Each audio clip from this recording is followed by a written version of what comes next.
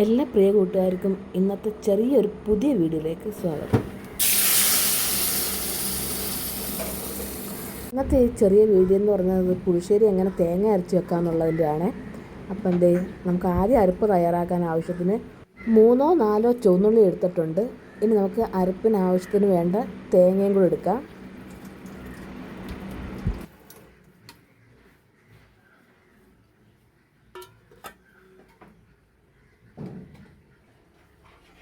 ഇനി ഇതിലേക്ക് 1/4 ടീസ്പൂൺ ജീരകപ്പൊടി ചേർത്ത് കൊടുക്കാം. ജീരകപ്പൊടി ഇല്ലെങ്കിൽ ജീരകമായാലും മതി.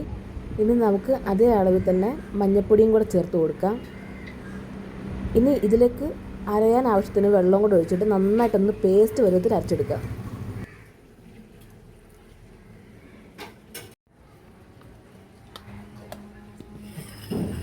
നല്ല പേസ്റ്റ് പരുവത്തിൽ നമ്മുടെ അരപ്പ് ഇവിടെ അരച്ചെടുത്തിട്ടുണ്ട്. ഇനി ഇത് നമുക്കൊരു പാത്രത്തിലേക്ക് മാറ്റാം. കുറച്ച് വെള്ളം ഒഴിച്ചിട്ട് ആ മിക്സിയും കൂടി ഒന്ന് കഴുകി ഒഴിക്കാവേ. ഇതിലേക്ക് നമുക്ക് കുറച്ച് ഉലുവപ്പൊടിയും കൂടി ചേർത്ത് കൊടുക്കാം. ഇനി നമ്മൾ തൈരിനകത്ത് കുറച്ച് വെള്ളം ഒഴിച്ചിട്ട് ഒന്ന് കുലുക്കിയെടുത്തേക്കുന്ന മോരാണ് ഇത്. അങ്ങനെ മോരും കൂടെ നമുക്ക് ഈ കൂട്ടിനകത്തോട്ട് ചേർത്ത് കൊടുക്കാം. ഇനി നമുക്ക് ചട്ടി അടുപ്പത്ത് വെച്ചിട്ട് ചൂടായി വരുമ്പോൾ എണ്ണ ഒഴിച്ചു കൊടുക്കാം. എണ്ണ ഒന്ന് ചെറുതായി ചൂടായി വരുമ്പോൾ നമുക്ക് ചെറുതായിട്ട് അരിഞ്ഞ് വെച്ചേക്കുന്ന ചുവന്നുള്ളിയും കൂടി ഇട്ട് കൊടുക്കാം. ചുവന്നുള്ളി വേണമെങ്കിൽ മാത്രം ഇട്ടാൽ മതി, നമുക്ക് നിർബന്ധമില്ല.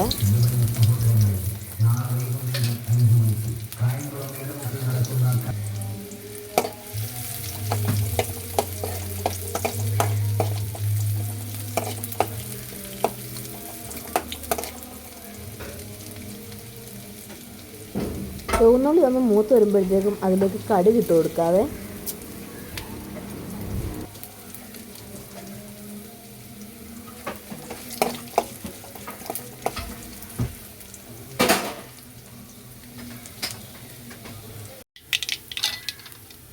കടുക് പൊട്ടി വരുമ്പോഴത്തേക്ക് നമുക്ക് വറ്റൽമുളക് ഇട്ട് കൊടുക്കാം.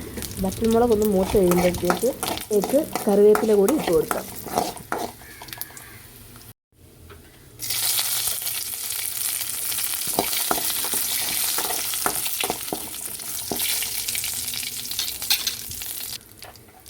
ഇതിലേക്കൊരു ലേശം മുളക് പൊടി കൂടി ചേർത്ത് കൊടുക്കാം.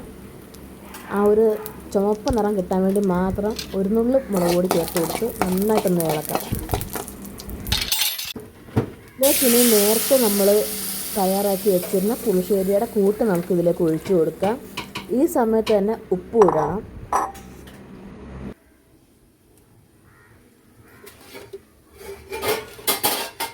ഇതിന് ഒന്ന് ചൂടായാൽ മാത്രം മതി, തിളപ്പിക്കാൻ നിൽക്കല്ല ഒരിക്കലും.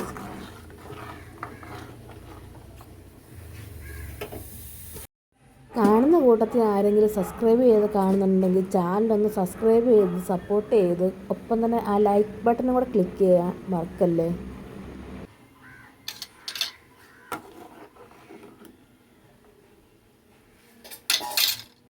തേങ്ങ അരച്ച് വെച്ച പുളിശ്ശേരി റെഡി ആയിട്ടുണ്ട്.